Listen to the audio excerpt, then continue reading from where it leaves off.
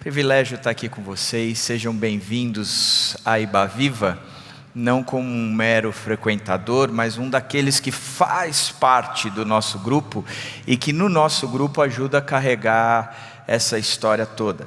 Igreja, sem dúvida nenhuma, é algo que parte do coração de Deus, é uma resposta de Deus para o nosso mundo, e esse sentido todo que o mundo tem gritado de forma caótica, procurando uma luz e uma saída, a igreja tem a resposta e é o canal dessa resposta. Por isso eu queria começar conversando com vocês no nosso congresso, respondendo uma primeira pergunta. E você sabe qual é a primeira pergunta? Ela está aí. Vocês receberam a folhinha? Sim ou não? Quem recebeu? A primeira pergunta é: quais são as marcas essenciais de uma igreja? Se a gente tivesse que responder quais são as marcas essenciais de uma igreja, talvez nós pensássemos que a iluminação ela é importante, um estacionamento é importante, quando acabar a pandemia, uma lanchonete é muito importante e assim por diante. Mas a Bíblia ela pontua de forma bem interessante quais são essas marcas essenciais da igreja de fato. E eu vou me basear em cima de Atos 2, 42 a 47, mas na verdade em cima de um livro do Stott, chamado Igreja Autêntica. Então o texto diz o seguinte: eles se dedicavam ao ensino dos apóstolos e à comunhão, ao partir do pão e às orações. Todos estavam cheios de temor e muitas maravilhas e sinais eram feitos pelos apóstolos. Os que criam mantinham-se unidos e tinham tudo em comum. Vendendo suas propriedades e bens, distribuíam a cada um conforme a sua necessidade. Todos os dias continuavam a reunir-se no pátio do templo, partiam pão em casa e juntos participavam das refeições com alegria e sinceridade de coração, louvando a Deus e tendo a simpatia de todo o povo. E o Senhor lhes acrescentava diariamente os que iam sendo salvos. Portanto, a pergunta número 1 é: quais são as marcas essenciais de uma igreja? Eu estava nas minhas férias semana passada, e eu acho que eu me programei para ler um livro, mas creio que eu li 15 minutos dele só na praia. Eu descansei e falei, cara, não vou fazer nada aqui realmente. Mas nos 15 minutos ele contou uma história muito interessante. John F. Kennedy era o atual presidente dos Estados Unidos, isso em 1961. E ele foi visitar a NASA, que é a Agência Espacial Americana. E chegando lá, o prédio e a estrutura, mas a própria visão da agência estava sendo construída, e ele entrou para conhecer ali as dependências, conhecer melhor a agência, se encontrar mais com os líderes daquela agência, enfim. Ele entrou para fazer uma visita presidencial a algo tão importante àquela nação. E num determinado momento onde ele fazia aquela visita, tinha um rapaz com um esfregão limpando o salão. E ele achou interessante e ele foi conversar com esse rapaz. E disse: o que é que você faz aqui dentro dessa agência espacial? E ele disse: eu ajudo o homem a ir à lua. Eu achei interessante, e o livro destaca isso, dizendo que os participantes de um projeto, de uma instituição, eles são muito mais do que meros executores de função. Mas eles são, antes de qualquer coisa, aqueles que realizarão juntos o propósito da agência. Portanto, quando a gente olha a nossa igreja, não existe aqui um movimento de que eu sou exclusivamente dessa função, ou eu faço aquilo outro. O que nós fazemos em conjunto é que importa de fato. O que nós estamos, aonde nós queremos chegar, é que nos movimenta individualmente e em grupo a ir naquela direção. E hoje eu quero conversar um pouco sobre qual é o propósito de uma igreja de fato instaurada numa comunidade como a nossa, que atinge Vinhedo, Louveira, Valinhos, Jundiaí e pouco mais alguma coisa de Campinas. Qual é a nossa função? Qual é a marca? Onde a gente quer chegar de fato nisso? Mas primeiro, o Stott ele trabalha em 3 suposições iniciais. A primeira delas é que estamos todos comprometidos com a igreja. Tito 2,14 diz: e ele se entregou por nós, a fim de nos remir de toda a maldade, e purificar para si mesmo um povo particularmente seu, dedicado à prática de boas obras. Esse texto é interessante que ele mostra duas ações que Jesus Cristo está fazendo quando ele trabalha na construção da igreja. E nós olhamos para essas ações e dizemos, ou nós estamos nisso ou não fazemos parte disso. Ser comprometido com a igreja não é ser comprometido com a instituição. Eu sou da Iba Viva, eu sou a Iba Viva. Não, você é comprometido com o corpo. Onde o corpo quer chegar, mas o corpo são essas pessoas. Olha para o lado agora. Aproveita que está de máscara, você não vai levar tanto susto. Olha para o lado. A igreja é isso. A igreja faz parte. A igreja ela não é um acidente de Deus, ou um acidente que aconteceu na história e que Deus tem um problema diante dele e ele precisa resolver isso. Eu sempre brinco dizendo, tem muita gente que faz a leitura da Bíblia como se fosse a teologia do opa. Deus criou o homem, opa, o homem pecou, e agora o que eu faço? Então Deus vai criando respostas aos movimentos do homem. Deus cria Israel, opa, Israel abandonou Deus de fato, e aí o que a gente faz? Então agora a solução seria criar a igreja. Não, a igreja ela faz parte de um projeto de Deus, e esse projeto é constituído de 2 ações. A primeira, ele se entregou por nós a fim de nos remir de toda maldade. Ele se entregou por nós. Deus desce, vai à cruz e sai daquela sepultura, simplesmente porque sem este movimento eu e você não poderíamos ser salvos. Era necessário fazer isso para que individualmente a salvação nos alcançasse. Entretanto, o que o texto está dizendo é que ele também tem o propósito de purificar para si mesmo um povo particularmente seu. Eu gosto desse texto. O movimento de Jesus é criar um povo particularmente seu, no meio de todo esse mundo. Quando a gente vai para a oração de Jesus em João 17, ele diz, eu não peço que os tire do mundo, mas que os livres do mal. Ou seja, nós continuamos no mundo apesar de não sermos desse mundo. E quando a gente olha para o que Jesus Cristo fez, ele se identificou com a gente, ele criou identidade com a gente, ele olhou e viu qual era o nosso sofrimento, ele entendeu que existia dor, existia vazio, existia ausência de paz, e ele vem no nosso meio, e ele habita no nosso meio, ele habita entre nós, mas criando uma identificação com aquilo que nós somos e com aquilo que nós sofremos. O texto que eu mais aprendi ano passado foi o texto de Provérbios que dizia que cada coração conhece a sua própria amargura. Jesus conhece o nosso coração. Ele conhece a nossa amargura e Ele vem se identificar conosco. Apesar de se identificar conosco, o próprio Jesus, Ele não perde a sua identidade. Em outras palavras, Ele invade o nosso mundo, se identificando com nós, mas não perdendo a sua identidade. E da mesma forma, nós estamos aqui agora comprometidos com isso. Nós estamos dedicados a fazer esse projeto de estar no meio desse povo que é particularmente seu.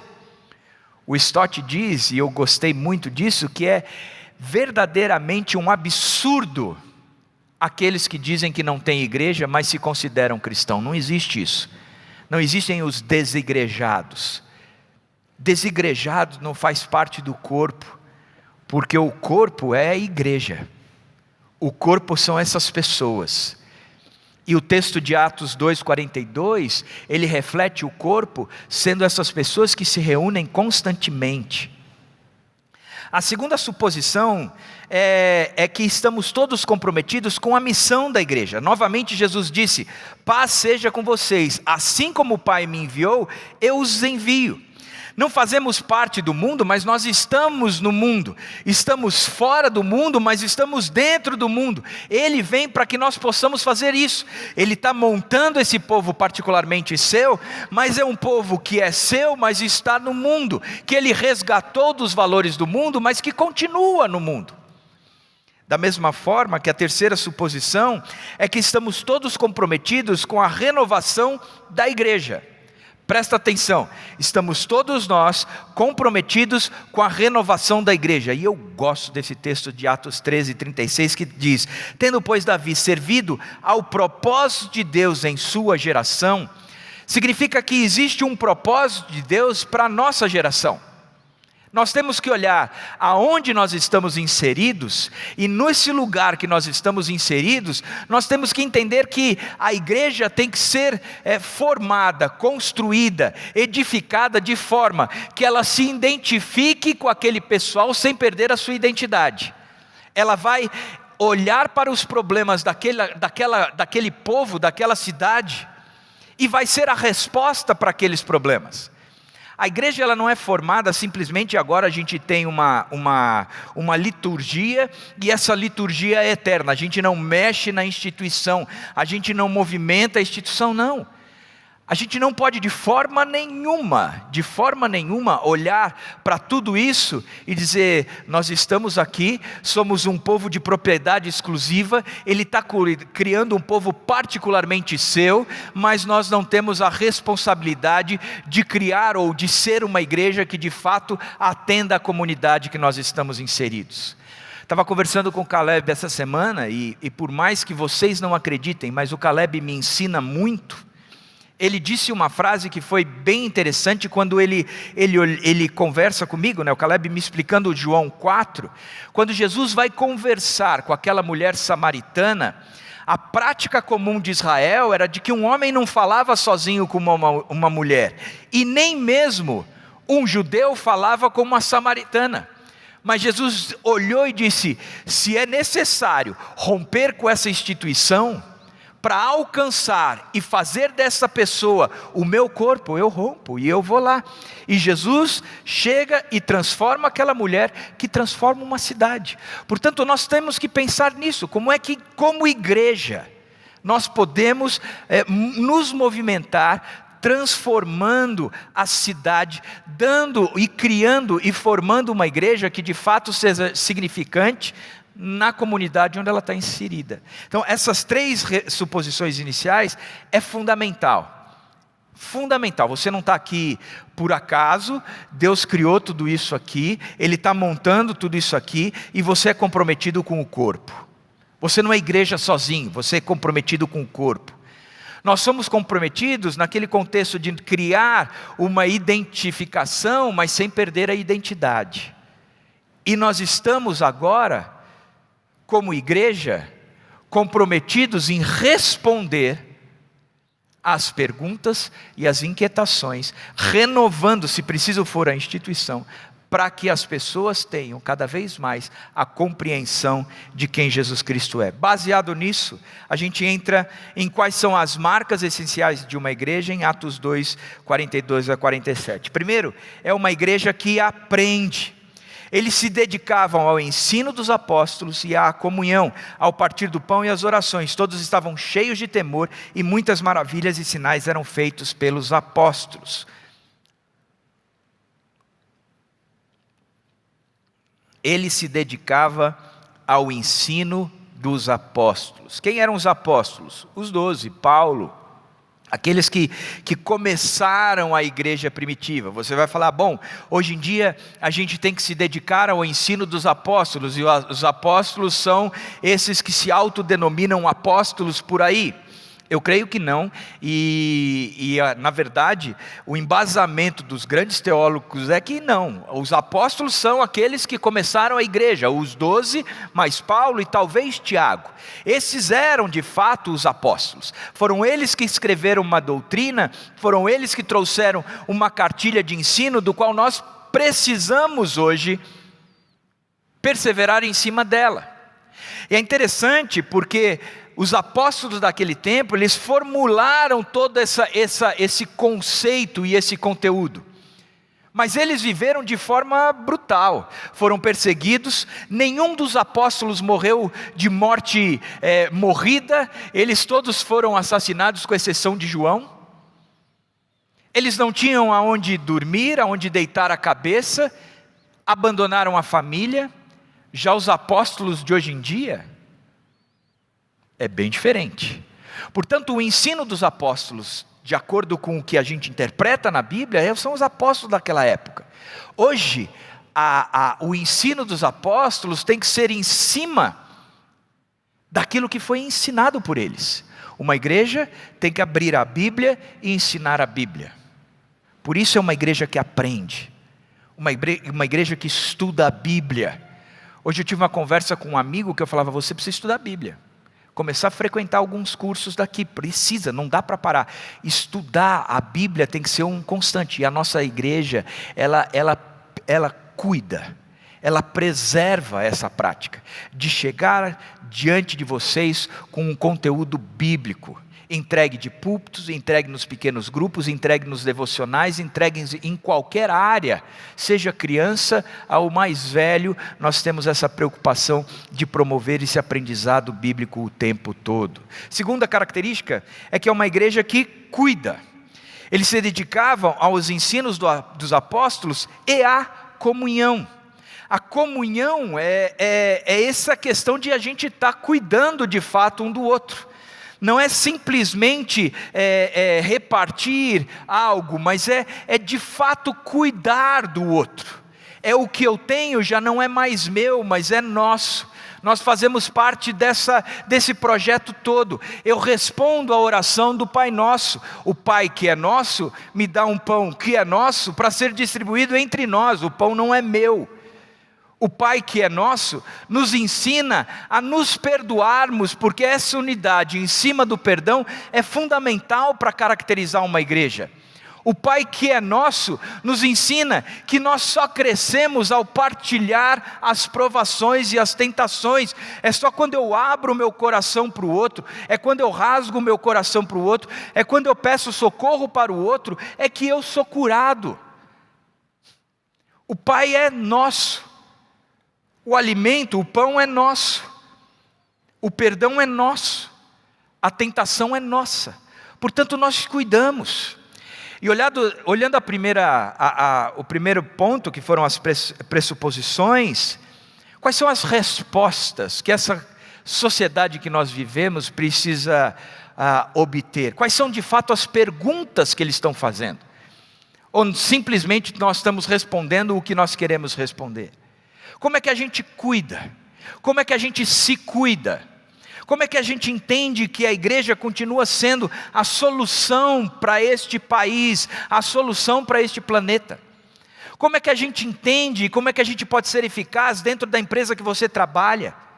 Como é que a gente cuida destas pessoas? E como que nós promovemos em vocês o aprendizado e o conteúdo para que vocês possam de fato cada vez mais brilhar a luz de Cristo no meio dessa geração pervertida, corrompida, depravada.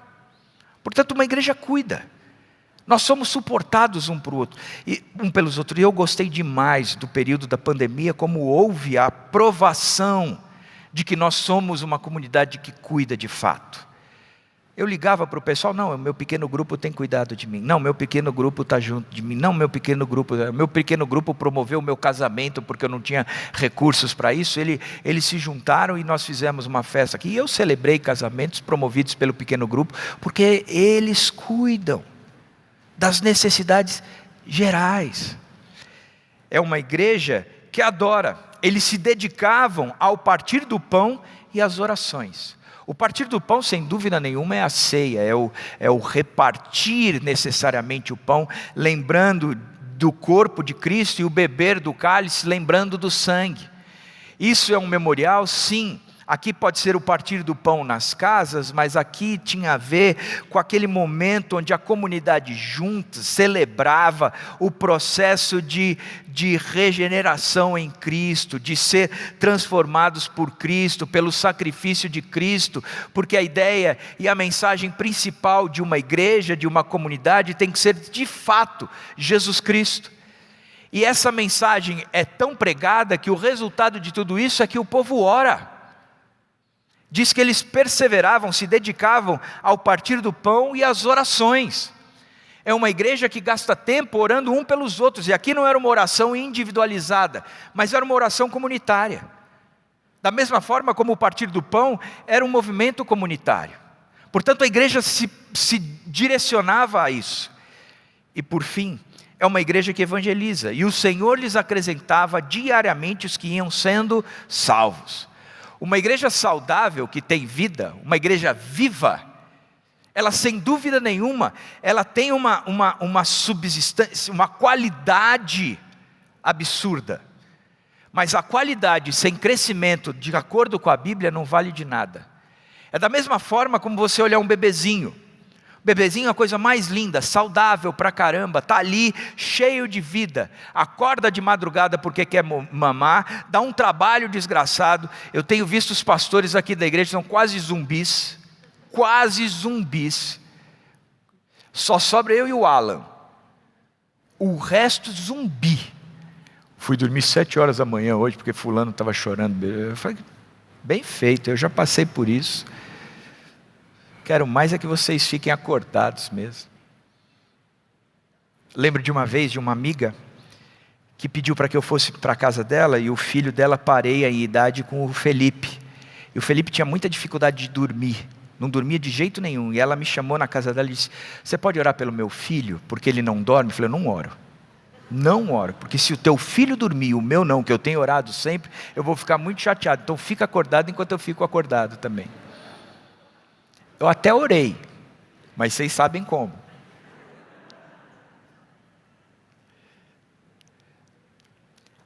Não sei nem porque que eu falei isso. Eu estou ficando velho, né, gente? Interessante isso. Ai. É que a bobeira veio na cabeça, entendeu? Rolou dessa forma. Mas o Senhor vai acrescentando diariamente. Você olha aquele bebezinho lindo, lembrei. Você olha para aquele bebezinho lindo. Ele não fica bebezinho lindo para o resto da vida. Hoje a Dani estava vendo umas fotos antigas dos meninos. Vai, cara, como eles eram bonitos. Por que cresceram? Por que se tornaram isso? O que estão por aí? Cara, o bebezinho lindo, ele tem que crescer. Porque se ele não crescer, tem algum problema.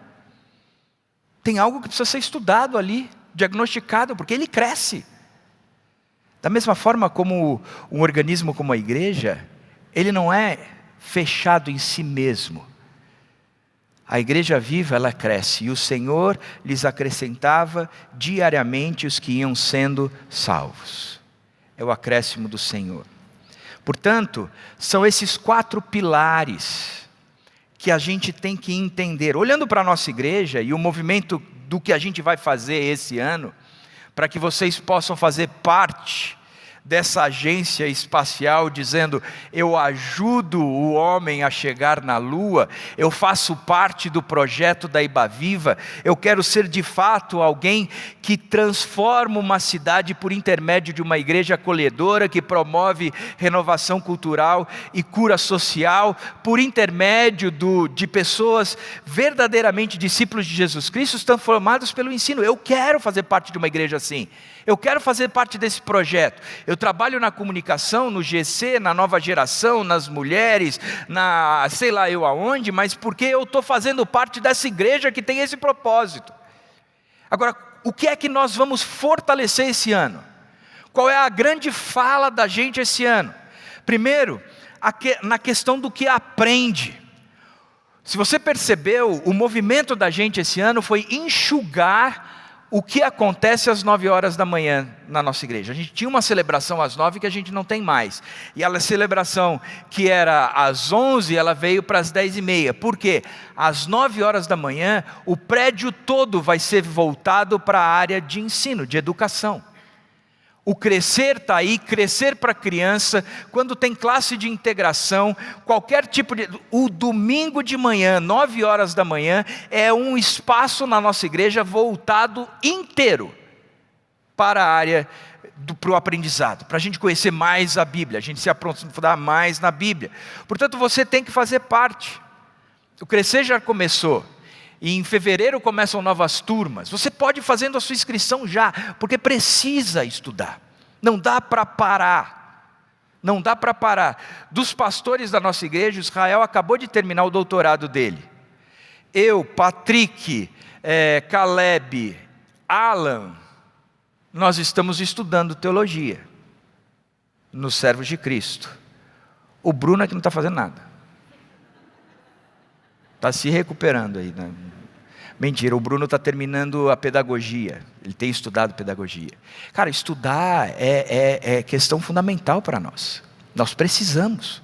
Você precisa aprofundar na Bíblia, crescer na Bíblia. O Renan também, gente, senão ele vai ficar chateado. Por isso eu esqueci, cara. Foi por ordem de importância. Aprender, crescer, os devocionais. Uma das coisas que eu tenho gostado muito é como o povo tem chegado para mim e tem falado dos devocionais, Israel e Caleb principalmente. Como nós estudamos, nós fazemos isso em família, nós ouvimos isso em família, a gente discute isso em família. Legal, faz parte do aprendizado. Os PGs estudando o que a gente está estudando na semana, tudo isso faz parte do aprender. Então o nosso foco vai ser cada vez mais nessa linha de qualificar professores, os líderes do PG, professores. É isso que a gente vai fazer esse ano. Segunda coisa, na área de que cuida, a gente vai fortalecer as áreas mais afetadas ultimamente pela pandemia. Então, por exemplo, a gente entendeu que a nova geração é talvez a área que mais foi afetada numa pandemia. Existem pessoas que têm falado assim: meus filhos nunca mais voltaram para a igreja. Duas coisas: se teu filho mora com você, você tem que trazê-lo para a igreja. Isso é um dos movimentos que a gente precisa ensinar. Não tem opção. Meus filhos estão aqui, os dois deram testemunho. Eles cresceram sabendo que a igreja era inegociável. Cresceram. Nunca passou pela cabeça deles, se passou, eles nunca tiveram coragem de falar para nós que eles não queriam vir. O Felipe resolveu logo essa parada namorando uma menina dentro da igreja. O Pedro demorou um pouco mais, mas também resolveu essa parada agora. Então, cara, não tem jeito. Igreja é igreja, eles têm que vir. Então como é que a gente qualifica os pais para isso? Como é que a gente olha a nova geração da nossa igreja e a gente pode qualificar cada vez mais a nova geração? Por exemplo, o retiro de carnaval que está sendo promovido, a própria igreja está arcando com custos. Ajudou a parcelar para que a gente pudesse atingir e atingiu o número de forma rápida. Graças a Deus por isso. A gente tem orado por isso. Então como é que a gente recupera a nova geração? Como é que a gente tem uma igreja que fala para a nova geração? Uma outra coisa é a adoração. Por exemplo, uma das mudanças da nossa igreja foi que nas celebrações das 10h30, das 5 e das 7h30, nós vamos promover a nossa celebração de ceia no último domingo de cada mês. Mas não é que a gente está promovendo uma celebração de ceia. Se você tem vindo, e o último para mim foi brilhante, o Israel conduziu de forma brilhante, a palavra dele foi sensacional. Do Caleb é meia boca, mas do Israel é sensacional. Cara, tem oração, como tem que ser caracterizado uma igreja, tem o partir do pão e o tomar do cálice. Agora a gente, por causa do Covid, não está promovendo tanta unidade, mas vai ser um momento onde as famílias vão orar, aquele que estiver sozinho a gente vai trazer para perto, e a gente vai orar, e também estudando, como a gente fez semana passada. Portanto, a gente está mudando uma das celebrações, um dia de celebrações, só para a gente promover essa mudança. E por fim, a questão da evangelização. Escrevi errado aí, evangeliza, não, aquele que evangeliza, né? O discipulado. A gente tem entendido que uma das principais fraquezas da nossa igreja, se não das igrejas como um todo, é o discipulado. Não adianta fazer uma igreja que promove muito nascimento sem ter o acompanhamento, que promove número sem qualidade. Então hoje a gente tem entendido que a gente começou ano passado com a formação de líderes discipuladores. E esse ano a gente quer multiplicar isso, aumentar isso, porque o nosso sonho é em alguns anos ter a igreja toda promovendo o discipulado. É por meio do discipulado que a gente forma líderes. É por meio do discipulado que a gente coloca o pessoal nas empresas, nos condomínios e nas casas, e eles brilham de fato à luz de Jesus Cristo. É por meio do discipulado que aquele comprometimento de que Deus lhes acrescentava diariamente os que iam se convertendo, é que vai acontecendo. Portanto, o nosso foco é individualizar o ensino, que tenha um discipulador para cada pessoa. E a gente vai promovendo desse discipulador, e assim por diante. Desde o ano passado. E esse ano, o nosso foco tem sido promover e trazer o crescimento do discipulado. Esse é o movimento da gente de levar o homem não para a lua, mas para Cristo. E a gente está te convidando a participar desse movimento. Venha para isso, venha para isso. E que esse congresso sirva para aquecer o seu coração, para você olhar as áreas que nós temos, os departamentos que nós temos, as oportunidades de servir, porque a gente tem muito, a gente carece bastante. O número de pessoas que servem versus o número de pessoas que participam das celebrações é muito desproporcional. Então a gente precisa do povo engajado, a gente precisa do pessoal levando as cargas de fato uns para os outros. Então que Deus trabalhe muito no seu coração nesse congresso. Que seja um lugar que você se apaixone pelo reino de Cristo e se apaixone por servir a Cristo, cuidando de outras pessoas, em nome do Senhor Jesus.